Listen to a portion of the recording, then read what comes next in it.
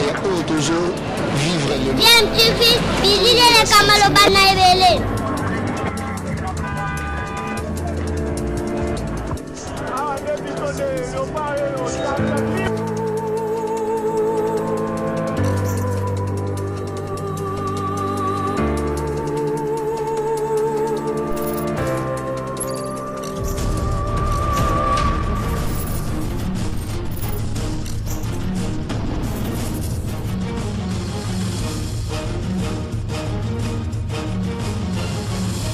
Scientifique, toujours un enfant. 17 mars 2020. Merci Nabino Bans Bozui, le sous Libako, la Namasolo, Bungamingi, Toloban émission Bonia. Mission Barabaï politique et le commandement démocratique Natina comme Mandula Namatali. Question d'actualité. Ouverture, il y a deux chambres à parler. Mais Salamaki Mikro Mileki, lobby. Peut-être Robert sous 72 heures. Combattant IDP, ça peut être Kabound. Kabouya, et c'est un parti parce que va même parti selon vision et autorité morale la bonté Félix Antoine Tshisekedi Tshilombo. Tu vois sous ma tali rencontre.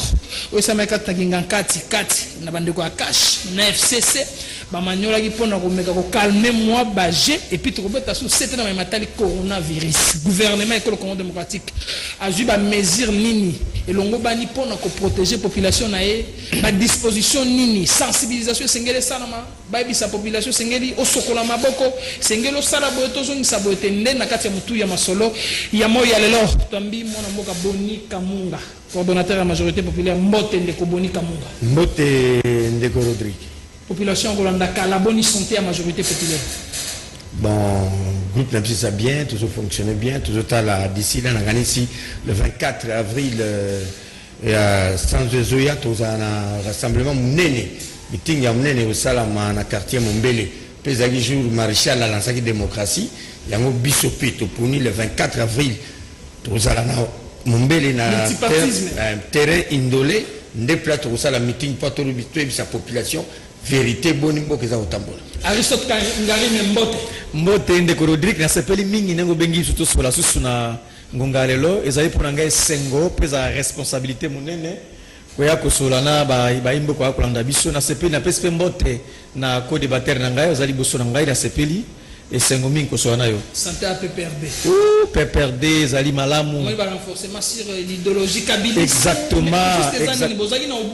Ubuntu ici, comme une idéologie kabiliste. Papa, tu connais bien que PPRD zali vrai parti politique aux ali ko s'enraciner dans ma idéologie, vision, peut poursuite na biso mkoza koya. Oyebi parti politique bah c'est d'identifier kana idéologie bazana yango, philosophie na yango, bizali social démocratie, vous allez calquer sur les formats ya kabilisme.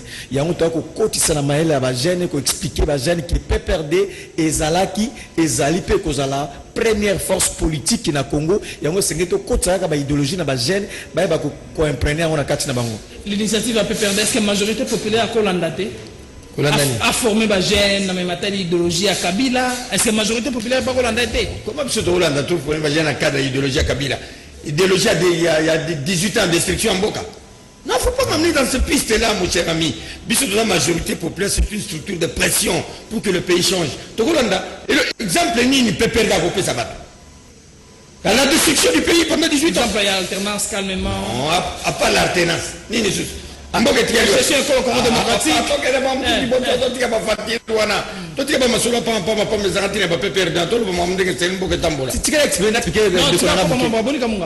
Est-ce que l'idéologie il y a bêtise cette idéologie Abiba formé bilingue à Congo, il y a bêtise 18 ans pouvoir à part alternance peut perdre ça ni régime peut-être il y a formé Batuna Bango pour na koyeba ko continuer ko sala mabe ya ko bomamboka. C'est bien. Ceux qui peuvent former Batuna Bango pour continuer l'idéologie à côté du machette, c'est bien. C'est ça leur travail. C'est ça leur moussana bomba yebide yangwana. Alors, je ne vais pas me mêler dans la profondeur de ma bango, puisque la mona tina na kota ma bango ne zalate. Bon, tika na salon ndeko na ngai na habite ceux qui zalaki na mboka nini tangu biso tozako bunda pour la démocratie ezwa makolo na mboka. On habite ceux qui zalaki wapi? lelo biso PPRD na autorité morale na biso to président national na biso Joseph Kabila Kabange boyo koloba nyoso boyo koloba moins a fungoli zela na makambo etali démocratie lelo ndenge za koloba wana koloba librement tout ça et outi na quelque part début nango ezaki na sous Joseph Kabila o a fungoli ba piste ya démocratie ba liberté d'expression ba multipartisme makambo e botami lelo ceux qui te to continuer philosophie ya démocratie instaurée par Joseph Kabila donc benga perdre la démocratie ceux qui awangani yango ça dit que yé auti peut-être mususu na paramètre mususu na mokili mususu donc PPRD faut koyeba ezali parti politique ezali enraciné à travers idéologie na yango philosophie na yango et sengeli et continuer aussi le temps possible il y a bien on a habité vous allez incapable à réunir 1000 personnes mouvement la populaire on a vous allez incapable il y a réunir 1000 personnes à balabala non on a monaté vous allez jamais rassemblement vous allez jamais mouvement de masse vous allez ça dit que vous exagérez la télévision ceux qui balongoli micro vous exécutez alors PPRD c'est un parti à respecter par rapport à la force nabiso électorale par rapport au salut jusque là il faut respecter philosophie nabiso de continuer ça dit que mais bazaba congolais pour nabiso na gaïto ça congolais pour ça dit que ce sont des Congolais, ils ont servi la nation. Certes, tout ça qui va Saint-Thème, on a servi la nation, c'est ça justement, servir la nation. Donc, ce qui ne veut pas dire qu'il faut beaucoup de respect, n'a pas perdu, parce que parti na yo, surtout l'ongoli micro existera. Vous êtes incapable à 1000 personnes à balabala. Boni Kamunga, parti na yo incapable, ceux qui l'ongoli micro existera, motuna mi balé. Tu dois avoir beaucoup de respect dans PPRD par rapport à la gestion économique démocratique. La sécurité sociale, même gratuité enseignement, la tolo. Il faut avoir Sony. Ils ont géré ce pays pendant 18 ans eux-mêmes. 18 ans de règne. Il y a un garçon au Kabila. 18 ans de chaos, 18 ans de destruction du pays. Hein? Ils veulent me faire une leçon. Hein? Non. J'ai du respect. Président, on aurait retiré avec démocratie. Non. Les deux hautes personnalités à Mboka haute personnalité. Ma communauté à Bouzoba, on a les deux hautes personnalités. Ça sont des communautés de Bouzoba. Le peuple n'a pas besoin de quatre autres personnalités. Kabila a géré ce pays pendant 18 ans. Il a mis le pays où? Il a laissé le pays où? Et vous, les gens du peuple, vous avez le courage de parler. Vous avez le courage de voir que le Baranami soit battu. Pourquoi Kananan Minoko n'a pendant au moins 5 ans pour Kananan Minoko? Vous avez laissé le pays où? Les Kamarabi que Bissotoza est capable de réunir 1000 personnes. À Romon, on a le 24. Et puis, vous réunissez les gens avec l'argent. Bozui entreprise, entreprise Bozui, vous passez à 5 000, c'est ça l'idéologie. C'est ça l'idéologie. Bon, je vais m'acheter, vous passez à ma gêne. C'est ça l'idéologie. Moi, je pense que Tozana Katia Congo, mais le peuple ne veut plus de vous. Merci beaucoup. Vous avez mal géré le pays pendant 18 ans. Laissez les gens tranquilles. Merci beaucoup. Bandoko ba on a vu le président ya Congo en avant Médard en Colombo région de Bissau na plateau. Mbote mwana. Ndeko nanga Bolingo Rodrigue Mbote. Population ya Rolanda Bissau Kaboum 72 Augustin Kabuya. Ba combattant ba bien singili batika IDPS. Ba otamona na vision Félix Antoine Tshisekedi. Yobe président national à parti Congo en avant. Ce moment ne comme elio au trancher neni.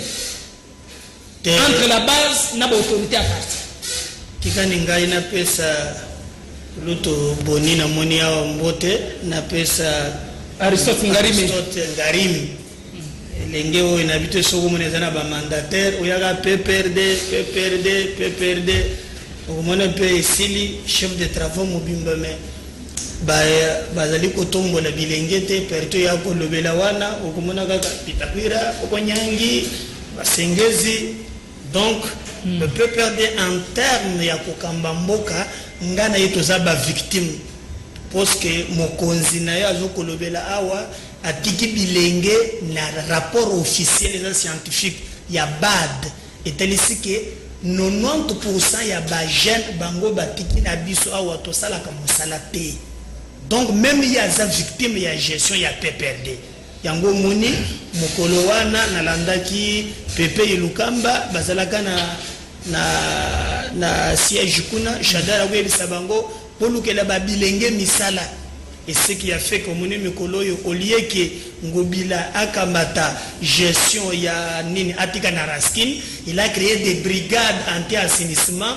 Oyo bato ba maîtriser azubilenge ndambu ndambu atie bango, donc ndeko nangai ya za victime ya gestion ya pour ya za jeune balé qui naie batangé que là c'est tout ça.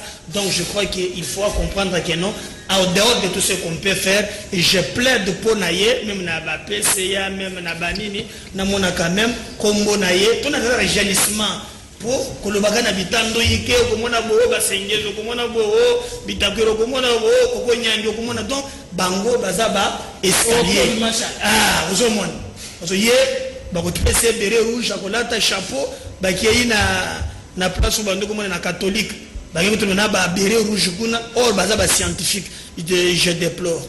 Alors makambo yo lobi ya IDPS oyebi pasina mawa IDPS c'est un parti historique.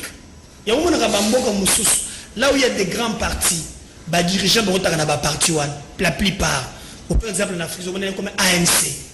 C'est là qui dirige l'Afrique du Sud. C'est un grand parti politique. Ou par exemple en Zimbabwe, ZNPF. C'est un parti qui dirige le pouvoir. En Angola, MPLA. Donc ce sont des partis où ils vont tenir Mboka. Ah ouais, par exemple, IDPS n'a pas loup. Pour bien comme société peut perdre. Non, il faut ça les sociétés. Même na bango te bato so ko tana bango ba magaba parti minene. Même quand il parle, le peuple de ce comme un père, mo le baza na pouvoir te kokufa, un père des agawa. Une histoire montée autour d'argent, autour des postes. Mo le mbongo ko ça la tête, c'est ça te. Et ko pense aussi sur un père. Nous avons des partis historiques comme l'IDPS. Parti batolandango autour d'un idéal. Un état de droit. Dans ces partis-là, Moutoumoussou maman na ya koufa pour qu'il y ait une marche. Na parti Moutoumoussou tika na koka, babete masasi na marche. C'est un parti de Congo et Bonga. Un parti qui était dirigé par le premier docteur en droit, Étienne Tshisekedi. Donc, Mibe Konde Kotambouissa. Mais ce qui s'est fait maintenant, et comme il meurt 500 personnes dans le service à renseignement quand on kabunda pesi batunaye ce qui décision ba sortir ba sala sala ba bi ce qui décision finale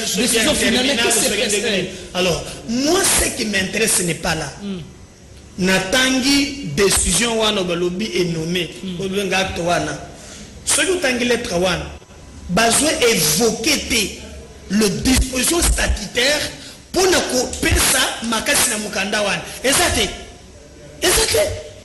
Et puis Dédé biloko to reprocher ba Aristote ezali kanyakat ndiloko to longa balongo na bokozi pour musubazwa sikuba gérer koleka est-ce que bike même Félix azoyeba te na pas exemple moko makambo ya ba mandataire public bazala ka 65 est-ce que bango ba cause au courage batala ba combattant bébé c'est ngo pourquoi ba toucher ka 10 pour ani les lois n'habillent que n'a pas touché un peu pour la relation même que les alliés mais qui d'autres n'ont pas bango basé le commentaire na entreprise na pas bango konje matin depuis qu'il y a des personnes comme bato na bato comme bato na ba GB na ba appartement basu et ça la carte. Merci beaucoup. Alors on a réaction sur na blog de Monique nangalo bona PC bande ko la ba bazana plateau oyo oyebi parti politique en soi ndenge ba sala yango pendenge to yebi ezali on a pour conquérir le pouvoir pour garder aussi longtemps possible moyennant une philosophie, une idéologie. Alors je suis d'accord na bande konanga ininga na posa renouvellement de la classe politique ngape na bonda pour nango na comment ba lettre na samba ka mobiliser na posa nouvelle classe politique. C'est ça mon vœu, mon souhait. Donc on a y a pas de souci mais et on a ben dans national sans de konanga ce qui te est la politique kaka pour na ba poste. Surtout la politique pour un sentiment de gagner tout de suite. Alors, on ne va rien apprendre. Et puis de deux, donc, vous allez patienter à faire exécuter vision de pour Mboka. Donc, je vous rappelle ici que Musée Laurent Désiré Kabila, Azalaki na Ligue des jeunes, il y a MNC, na âge à 16 ans. Musée Azalaki acteur politique à l'époque. Musée Akima Akenda tia kota makia sala PRP et puis combien de temps après Musée Aka Kozonga a eu pouvoir La patience en politique, c'est une qualité, c'est une vertu. Il y a un jeune à 35 ans, mais à côté déjà 5 partis politiques. 35 ans à Pamba, à côté INC, IDPL, tout ça, 5 partis politiques. Alors, ce jeune local à Bisso, tu dis qu'un parti politique, Moko et Deverja Bisso, comme on peut perdre. On est resté constant avec une philosophie, la social-démocratie. Donc, apaisez-vous. Apaisez-vous. Pour le poste, ça viendra. Merci beaucoup. Ça viendra toujours. Merci beaucoup. Donc, il faut apaiser mon ami et puis mon frère qui a fait. Si on a non, c'est en 2 heures, ma pesika bunda na Kabuya. Ezali soni makasi makabu ide pesa ko sala soni na ba grande école politique na Congo okotanga MLC ya Lumumba parce que ba Lumbisa za kebele okotanga Palu eza école politique okotanga Abako. Pourquoi les gars de Boma? Parce que dans ma casse à Boma. Pourquoi alors, ça dit que autant Abakou, autant IDPS, autant Imper, autant PPRD, ils allaient à grande école politique. Mais et là que ça pour les Canadiens IDPS, ils allaient sonner mon cher, mon frère, ils allaient sonner. Le problème c'est lequel la IDPS, ils ont un respect à texte. Ça dit que ce sont, permettez-moi le texte. Le président intérimaire, le secrétaire général à je pense que IDPS vraiment un vrai conglomérat, il y a qu'on respecter la texte.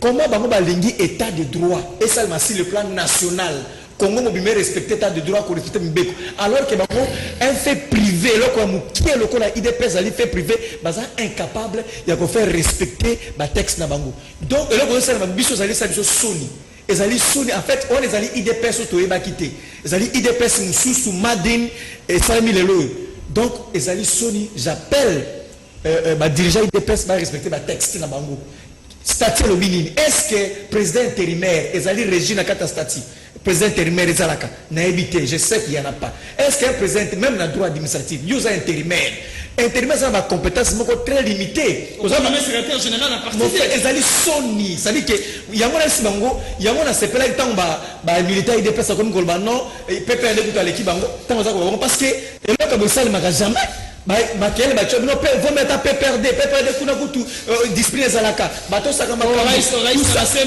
comment bango basa incapable de faire respecter ma tête aux président intérimaire tu n'as pas compétence il y a qu'on nommé secrétaire général peut que ça va mise en place générale et que ça le maté droit administratif et que ça le maté merci beaucoup mais c'est Kabound qui le fait aux militants il y a IDPS membre pas parti IDPS mais aux bangaté que lobby IDPS parti historique parti état de droit on va prendre la social démocratie avec l'école Congo démocratique est-ce que faka boy donc mon intérêt à Kabound ya Kabuya d'abord et ça se passe un hasard m'habilité pour discuter maman puisque ça cuisine interne voilà cuisine interne écoute ma libanda boité et ça se passe puisque biso tolanda idéologie, philosophie de Zanangwa, les a vieilles, les pères Étienne. Le vieux Tshisekedi est mort, mais l'esprit Tshisekedi existe. Et moi, j'ai la tête, il y a un problème sérieux, il y a un problème, mais ça sonne, il n'a pas si. Et quand j'ai là où il propos, il y a ce qui Jean-Marc, ce qui n'a habité, le voyou à Mombele.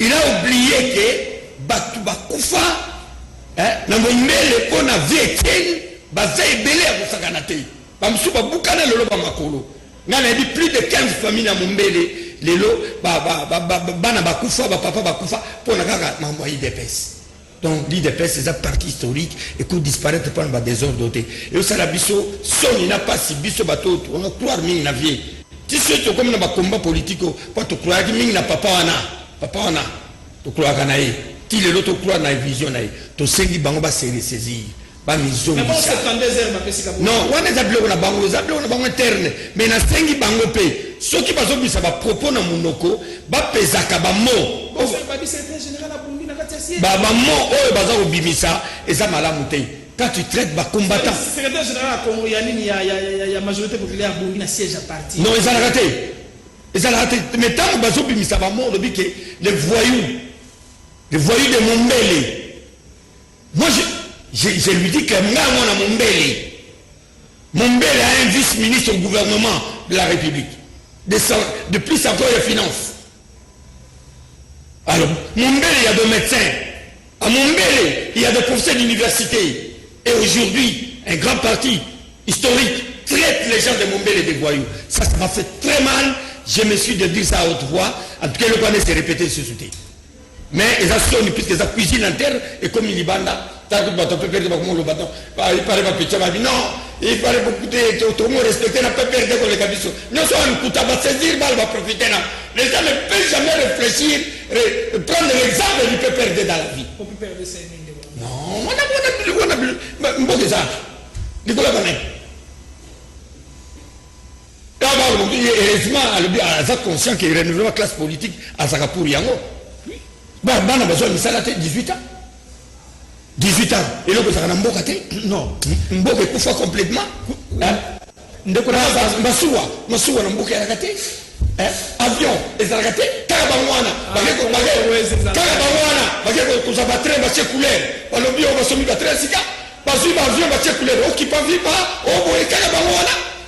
Tous les mal congolais, c'est ces gens ici. Ils doivent éviter de parler devant les gens. Mesdames et messieurs, secrétaire général Congo en avant, à Osso, on a un militant. Militant habité, non, puisque vous avez un Lituana, président a été accompagné qui secrétaire général de Congo en avant, à l'Omodi Kosima, Gumbi va chemise, à Bundi na militant à parti. Base décidé babino septandaise babino ba faut bolongwa pour sur na balade otangi ba batambe ko abia même sur le plan il y a un droit d'initiative un intérimaire ne peut pas nommer un secrétaire général à partir la texte c'est le bini à partir. Bon, ce que moi je demanderais aux alliés, je m'adresserai à Félix Tshisekedi par exemple mutopesi mandawana il faut retenir ça là na deux camps mais ba tu peux senga une information voilà. Pe na tangi na moni yango bayebisi ngai mutu oyo akomi mukanda wana décision wana ya konome il paraît na jeu entre parenthèses au conditionnel azana ba oyo ba fondeur donc sinon le monde est vérifier Paul Chilombe non na bato na bazasho 3 4 mais moko na bango basala kiboy il fallait moko akoma président ya parti moko comme secrétaire général, moko comme directeur de cabinet. Ce qu'on va se retrouver, moko nda se retrouver. Donc le mandat spécial là a été écrit dans moko azape na ba fondeur wan. Mais nous tukoloba. Félix, ce qui a Félix, président de la République, c'est l'une des personnes qui ont mis la place au surtout la base. Voilà. Il est grand temps que Banmeka a changé. Va trouver Simoko ya Kimia, un intérimaire ne peut pas, parce que même l'article 26 y a statut na bango. Et Zolobake, en cas d'empêchement définitif, c'est le président Félix a empêché durant 5 ans. Président parti donc pour le dire voter qui est na parti à 5 ans il est totalement empêché.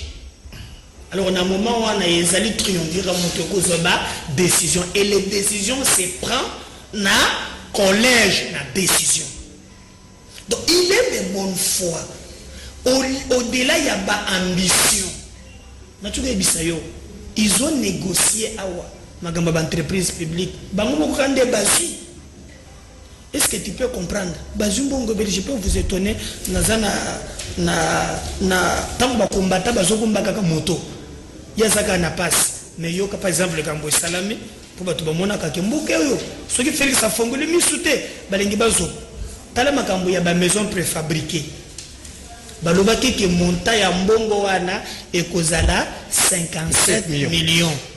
Et ça, bongoté, banque est décaissé 667 millions. Yangoy, moni bakomi semibo Congo Sarel. Na ba PV, ya paiement et ça aou. Ça c'est de 1. Tango samibo a vu marché wana 57 bongo 57 millions.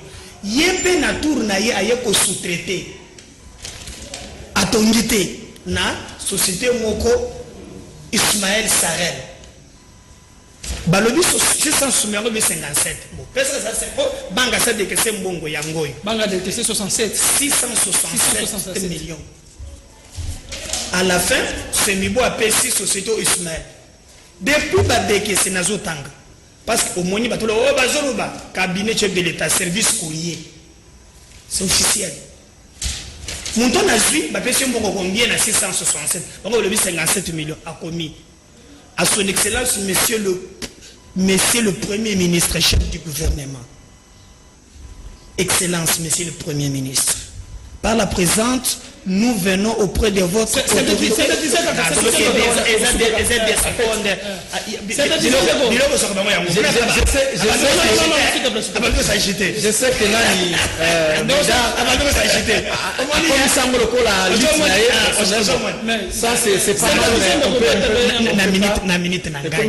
Excellence, Monsieur le ministre. Par la présente, nous venons auprès de votre autorité et compétente de vous adresser cette lettre correspondante dont l'objet est repris en marge. Excellence, c'est depuis juin 2019 que notre société CEO identifiée a reçu le marché du gouvernement congolais pour construire de 3000 maisons préfabriquées pour 1000 pour les policiers, 2000 des militaires. Le coût global était évalué à 57 millions de dollars. Seuls 2 137 000 étaient bazukaka 2 137 000. Mais vous avez un rapport que on a décaissé 57 667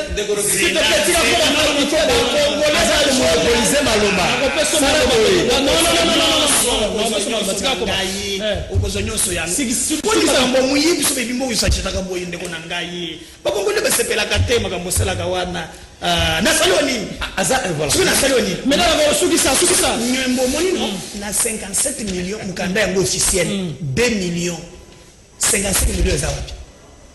Je dis bien honnête au Premier ministre. Après, tu vas c'est ça. Bon, le rôle sur le Natanga Mouy, je te fais ça. Natunanga Suga. Omoni Médard Kankolongo, Naba dossier à Kalongo Bélé na plateau yo. Na rosenga soko moni na dossier avant pesa na lobaka ni musika lukela expert pe domaine on a parce que azolo baloko la yemo waza ça dit que n'a pas contredire aya na dossier na simbi abani koloba ko sakola koloba il faut je contradiction même entreprise même à toi no teba en face qui Médard aza parce que Médard aza politicien aza politicien azo tirer ficelle na côté na azo mettre grand na côté na ba dossier ne belé ba la maison préfabriquée ça dit que comme toi qui n'a pas une déco ngai nazali porte-parole ya présidence T pe nazala ki associé na bakamba 100 jours T pe nazali musika nango na même pas conseiller le problème ici que dossier à 100 jours nazala ki exclusivement géré à niveau de présidence. Rappelez-vous que directeur de cabinet comment qu'il lettre ba continue à pouvoir a commis batunyo sur le tabi mbongo mon côté et salma mouvement mbongo mon côté salma soki présidence a pesi accordé. C'était comme ça.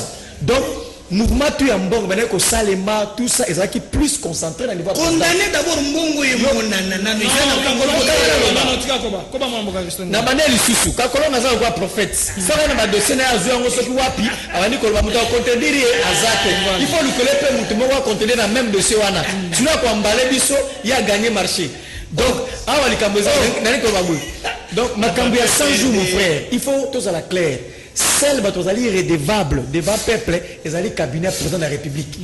Parce que le gouvernement a été répété démissionnaire, ministre de mon côté a perdu, a été impliqué dans la gestion de 100 jours et a été exclusivement réservé dans la présidence. Sauf qui, tu vas en profondeur, quand on est à 5 audits, va auditer la présidence, va auditer la 100 jours, tu vas profondeur. Donc, dans le Bible, tu se rendre compte si tu as des en face, nan de kolanga fan pembeni oke diable amboka oyo comme on a pas perdre té. Est-ce que ko bisanga que par nini a pas perdre za na makambo baleto la kisho. Donc par nini a pas perdre et donc diable ce qui a na Congo comme on les a pas perdre té. Ce qui diable za na Congo ça dit que zali mabe moko général photo dénicher tout le belato bendango. Ne peut perdre ni pour rien ni de près ni de loin na ba lettre oyo ndeko ko tangela biso wa to zali pour noter. Donc c'est la présidence qui a géré, c'est après de s'expliquer là sur cette question. Rencontre Joseph Kabila Kabange et Félix Antoine Tshisekedi, des personnalités que le Congo démocratique vertir à session. Ça, est-ce qu'il intéresse beaucoup à consolider les liens, la fraternité, la coalition, bien intéresse la population pour la nation en Anzala, la population a eu coronavirus. D'abord, rentrée parlementaire, il faut s'attendre à rien. Là, il n'y a rien. Là. Il n'y a rien. Et là, moi, ils sont tous redevables à M. Joseph Kabila Kabange. Là, ça ne sert à rien. Pour la Mamoutali, ni rentrer. Non, rencontre le président de la République, Félix Antoine Tshisekedi Tshilombo, sénateur à vie, Joseph Kabila Kabange. Et ça, on m'a bêté. Mais pourquoi officialiser ça?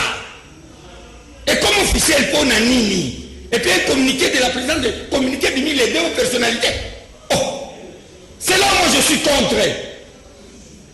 Joseph Kabila Kabange a une fonction de Mboko Lissoute.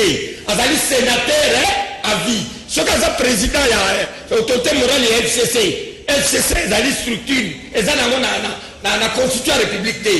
Il ne faut pas que rencontre la banque est comme un officiel. Pourquoi? Le peuple n'a pas besoin, à Tabakoutani 100 000 fois. Peuple, monsieur le président de la République, vos rencontres avec le président honoraire Kabila, le président sortant, le peuple n'a pas besoin de ça. Le peuple a besoin, Foufoué Kita, Massango Kita, Piodeya, Bilokweya, Baopito. Bokutani, Bosololi, Kiboko, discuter ma baba. Non, le quoi ça compte la bango? Bon, officiel, ça monté. Nous, on n'a pas besoin de ça. Nous, on a besoin que le pays marche. Bon, ça le couple, bon, entre Tabaliaga et Nassé. Baliaga Nassé. Baliaga Nassé. Bon, c'est le bien beau. Mais Nassé, bah, les gens peuvent apparaître à l'église. Beaucoup de entreprises publiques. Si, plus de, tout ça, on a plus de. Entreprises publiques ont commis propriété. Tout ça, on a plus de 60 entreprises publiques. Mais là, le gars disent 50 ans de Tikali, bah, tout c'est pas sur les nigas. Bah, on va Bangouélé. Bah, on va Bangouélé, bah, on va suicider. Qu'est-ce qui a empêché? Et puis en plus, ce qui est plus grave, nous avons un grand problème ici d'Esnel, dans la régie des eaux. Dans 10 mois, la régie des eaux Esnel les athées. Donc dis-moi, importance, il y a de l'eau là-bas, les amis. Moi je pense que, monsieur le président de la République, je suis président de la majorité populaire, peuple à l'obina et Bissayo, par rencontre, Yayo, un sénateur à vie Kabila, ça ne nous concerne pas. Beaucoup d'ana, Bossolola, c'est très bien. Côte Nabino. Mais le peuple a besoin à mon situation sociale. Soit des moutons. Il y a des moutons, soit des moutons problème. Mais problème à Makasi. Écolo à Massango, et Kita. Et Kita. C'est ce que nous on cherche. Bah, rencontre pour la TV, on va coûter, bah, le champagne, bah, il y a pomme de terre. Entre temps, le peuple est en train de trimer. Le peuple n'a pas besoin de ça. Rodrigue. Plus besoin de ça fort. Pardon. Boti Kabiso tranquille, bonne solution pour la Mboka, puisque Mboka zo kendena. Tu peux te rendre compte, le coup là, régie des eaux. Bakomo te kamaï na camion citerne. Na 21e siècle, na Congo. Or maï na biso na guerre et puis na Mboka pour la maï. Comme na bakimbanze na suka, ba camion citerne, on vend de l'eau. Ça c'est très grave. Très grave, maï, na Kinshasa bateka maï na batanki, maï na ba monga fula la kati na la kindele, tanki koti, ale mutache bidon son maï. Mais ça c'est terrible. Courant n'en parle même pas. Solution toujours quand on a peuple à se retrouver, transporter mon nana, et mon nana, mboke tambour. Ce qui est plus grave encore, même si mon peuple, toujours boumana. Na sasni. Toujours accompagné président, mais entre temps toujours boumana. Ça veut dire qu'ils ont accompagné veille patriotique, il y a des passer un moutombo. Non, toujours boumana. Tala, ndunda, vite écoutez. Et ça, Nanjil Brassé. Là, c'est comment? Là, ça, ndunda, na bilanga. Carburé matité. Transport matité. Mais ndunda mati est commis 1000 francs à Liboké au lieu de 500 francs. Donc, nous avons un problème sérieux dans le pays. Le gouvernement de la République, qui est dirigé par M. Ilukamba, que je ne sens même pas, je ne sens pas comme Premier ministre de la République, puisque les gens qui ont bougé un peu, mais on dirait bien Ilukamba, à ce qu'on vous bougez même. Ministre de l'économie, scandale. Il y a une épaisse. Problème il est ministre du gouvernement. Non, il est épaisse. Scandale à ça, on est ministre, on devient ministre de la République. Scandale à ça, Bonika Munga. Non, Bilo de Zombata, on sait rien. Descendre, c'est bien, autant de décider. Opérateur économique, résultat non. On a fait ça, il y a une solution pour la Bilo. Dans le lobby, derrière produit. Il y a première nécessité. Le col a un pio diwana, le col a un cuisse, le col a bloqué on est sur les kawana. Bah réduire la taxe la bonne douane et côté de les peuples c'est les trouver pas. Ça ne va pas.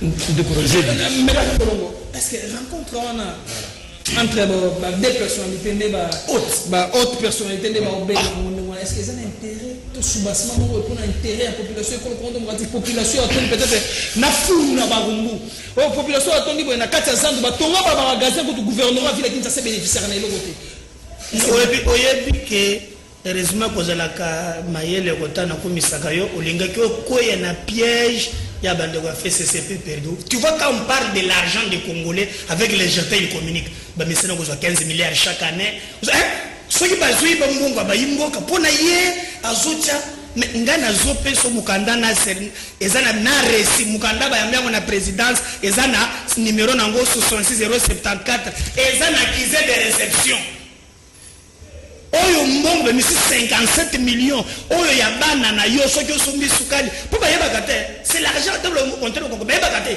soki nde mbongo ya ba Congolais balobi 57 mukanda yango officiel ba deke 2 millions Dieu quand on joue le makambo ya ba mai bazoka na stade avec 1 million seulement de dollars tu sais combien to ko tsheba ba mabulu ya mai ba to ba mela mai. Nous qui prennent l'argent de la République, moi je connais un document officiel, et ça très bien, n'a pas caché la présidence, donc nous avons caché la présidence de la République.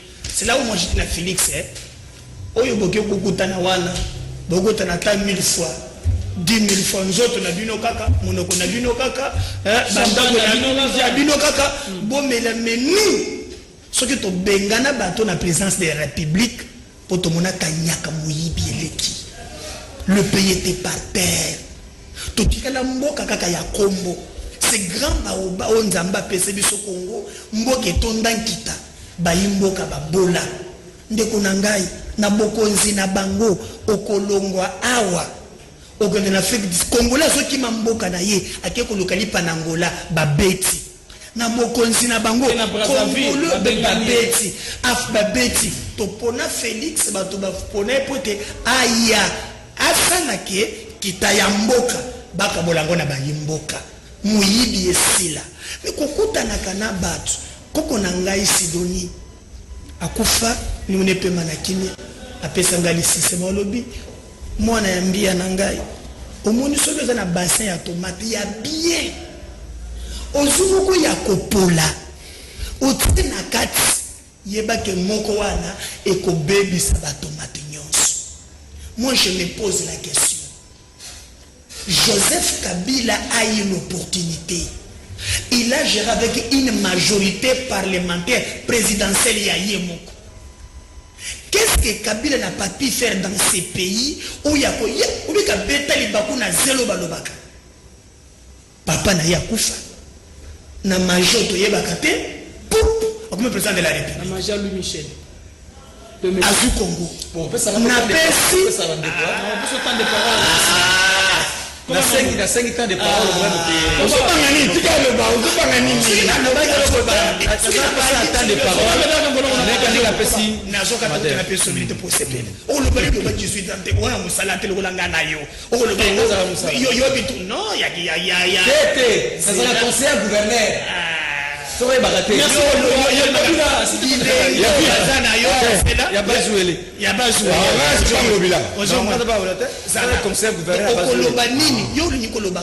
lobela bilenge na bino ebele oboboma muti donc rencontre wana pour moi nazomona tina na ngote mais le zangu noko na bango champagne na bango ba fourchette na bango nzoto na bango opekisa bakutana ndengeni mais c'est les retombées ya kokutana na bango nde bato bazozela parce que jusqu'aujourd'hui même bazoka et mati biscuit à 100 francs ezate biloko nyonso surtout c'est grave. C'est que nous on attend. Et c'est beaucoup de wana te. Na la mokana tongo na 2000 na ngai na kei na déjeuner malam. bango bazwa ba millions na bango bakie ko to ça même dans ndeko Aristote Ngari na manda ko tala ba aéro ndeko meda alobi mingi na ko sepela soko pesinga ile bazo eza la tepo za mutu ape perdre parce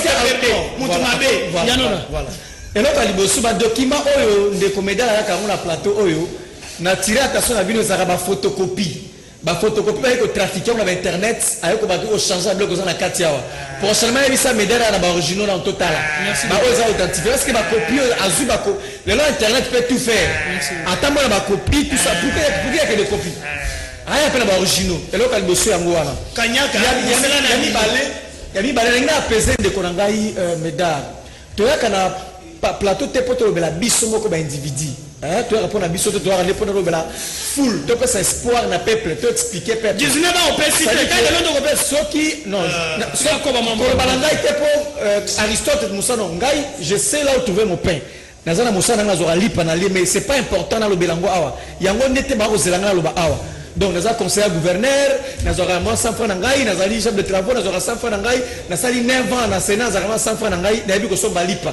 mais c'est pas ça qu'on en a besoin ici bana pour ça des peuple vie nanga privé on en a pas besoin ya on a pesaraye attention za mutuka eza pona basina bana to za ndako eza pona basina bana to na veste za ngamoko ce n'est pas à parler ici c'est ça et quand on a kamba des hautes personnalités oui les canines ça dit que ça dit message le peuple bilingue peuple de bazanango nini wala kozani bilingue bazana misala. Oh, mais ça dit on ne vient pas parler de nous ici. Nous, deux personnalités. Voilà. Ça veut dire que des personnalités, des hautes personnalités, il faut pas que ça haute. Des hautes personnalités, il y a FC Cash. Mais c'est le communiqué, mon frère. Qu'est-ce qui voilà. Et c'est un message fort. Oh là là. C'est un message fort. Et pesani na batu ya FCC, na batu ya Cash bayeba. Comment est-ce que le mboka zako za la conduit ndeko le 30 décembre 2018 et pesani so format politique o esengito respecté et pesani so schéma politique o esengito respecté o utana ba élection ezali meda tenda ko changer ngawa ezali ndeko tenda ko changer ngawa ezali ka après 5 ans de changer et le bini. Notre pays est géré par une coalition aux alliés FCC et Cash. Quand on parle de deux personnalités, là, on voit Jeff Kabila Kabange de l'autre part avec son FCC et on voit le président de la République qui patronné Cash. Donc, quoi de plus normal? Même pour un mandataire, pas mandataire, il n'y a pas un autre chemin. Au Komata, au Kiti, au Pays, au Limwe, mais il n'y a pas un autre chemin. Si on doit recourir à un chemin FC Cash. Ce qu'on dit, autres personnalités, c'est binoboué. On peut minimiser, dénigrer ancien président de la République, Joseph Kabila Kabange. Il est considéré à sa juste titre. Namboka aussi une très haute personnalité. Merci beaucoup. Point de vue, merci à coronavirus qui sont à disposition pour sensibiliser la population à la coronavirus est un maladie. D'abord, moi, il faut que ce soit pas le gouvernement de la République. D'abord, au début, le ministre a tâtonné deux fois. Approuvé déjà incompétence. Voilà. Au sujet belge, au sujet français. Tout le monde comprend. En a même un wapi, à cause de piscose, la Tamboka. Batozo comprend. La Sénégal qui doit courage, le gouvernement tâtonné, dans mon santé à Batois, a démissionné dans ma lembe. Ah, le gouvernement république, ils ont des pestes, au cash, non, c'est la République. De deux, situation est comme Ibo. Tout le monde, même G7 Sérénie, l'Union européenne Sérénie. Mais ici, à part que il gère au Sogola Maboko. Il y a un conseil des ministères spécial. Conseil des ministères spécial. Non, non, c'est ça. À part que Sogola Maboko. Disposition ni basui. Merci beaucoup. Rapidement pour sauver le pays. Je regarde ça. Non, merci Nabila Osogi le loli bakolo na masogo nga mingi émission tolo bana émission bonya ma politique démocratique doni comme na tu fais la test à coronavirus na tu fais la test merci notre information na tu fais la test na tu fais la test wana